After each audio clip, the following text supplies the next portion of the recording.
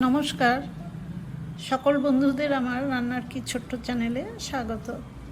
আজ আমি সম্পূর্ণ নিরামিষ পাট শাক দিয়ে মটর ডাল রান্না করেছি।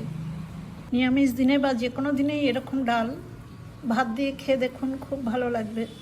অনেক পুরনো দিনের রান্না এটা।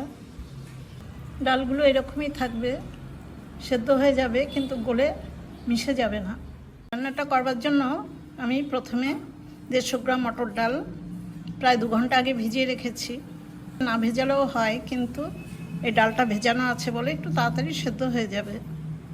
আর আছে দেখুন ছোট একাটি পাট শাক। এই পাট শাকটা বাজার থেকে আনার পরে খুব ভালো করে ধুয়ে বেছে জল ঝরিয়ে আমি এরকম ছোট করে কেটে নিয়েছি। খুব বেশি করে কুচি করার দরকার নেই, এই শাক ভীষণ নরম, খুব তাড়াতাড়ি সেদ্ধ হয়ে যায়। এই পাট শাক কিন্তু কাটার পর আর ধোয়া যায় না, কোনো শাকই কাটার পরে ধুতে নেই। এই শাকটা ধোয়ার পরে ভীষণ একটা পিচ্ছিল মতো হয়ে যায়। আর মটর ডালটা আমি খুব ভালো করে ধুয়ে নিয়েছি। এবার এই ডালটা আমি একটু কুকারে সেদ্ধ করে নেব। গ্যাসের উপরে মিডিয়াম ফ্লেমে একটা কুকারে আমি ডালটা সেদ্ধ করতে দিলাম। দেখুন খুব অল্প জল দিয়েছি, কোনো লবণ লঙ্কা এখন কিছুই দিলাম না। এই মিডিয়াম ফ্লেমেই 2টো সিটি দিয়ে আমি ডালটা সেদ্ধ করে নেব।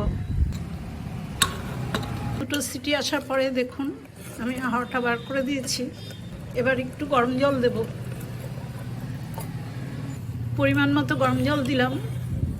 ডালটা কিন্তু খুব পাতলা হবে না, আবার একদম শুকনোও হবে না। এবার ডালের মধ্যে আমি 1/2 চামচ লবণ দিলাম, খুব অল্প পরিমাণে গুঁড়ো হলুদ। লবণ আর হলুদটা ভালো করে মিশিয়ে দিলাম। কয়েকটা কাঁচা লঙ্কা ছিঁড়ে রেখেছি, সেই লঙ্কাগুলো দিয়ে দিলাম। এইভাবে আমি ডালটা আর একটু জাল করে নেব। 3-4 মিনিট ডালটা ভালো করে ফুটিয়ে নিয়েছি। এবার এই কুকার শুদ্ধ আমি ডালটা পাশে বার্নারে সিমে বসিয়ে রাখবো, আর এই বার্নারে একটা কড়াই বসিয়ে নেব। মিডিয়াম ফ্লেমে একটা কড়াই বসিয়ে দিয়ে আমি তাতে 2-4 চামচ সরষের তেল দিয়ে দিয়েছি। তেলটা গরম হয়ে গেছে। এবার একটু ফোড়ন দেব। ফোড়নে দেখুন 2টো শুকনো লঙ্কা ভেঙে দিয়ে দিলাম, আর দিলাম 1/4 চামচ গোটা জিরে। ফোড়নটা ভেজে নিয়েছি।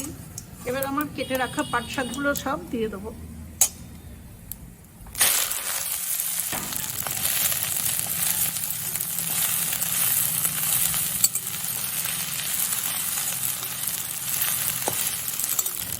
পাট শাকটা কয়েক সেকেন্ড নাড়াচাড়া করে আমি এবার পাশে বার্নারে সেদ্ধ করে রাখা মটর ডালটা এর মধ্যে ঢেলে দিলাম।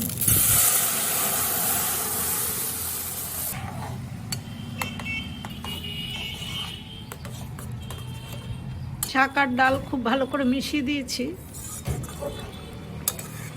দেখুন ডালটা ফুটছে। পাট শাক খুব বেশি সময় ধরে সেদ্ধ করার দরকার হয় না। রান্নাটা আমার একদমই শেষের দিকে। দেখুন 1/2 চামচ চিনি দিলাম, আর 1/2 চামচ দিলাম ভাজা মশলা। এই ভাজা মশলাটা আমার ঘরেই স্টোর করে রাখা আছে। গোটা জিরে, গোটা ধনে আর শুকনো লঙ্কা ড্রাই রোস্ট করে গুঁড়ো করে রেখেছি। রান্নাটা একদমই হয়ে গেছে। এবার আমি গ্যাসের ফ্লেমটা অফ করে দিলাম।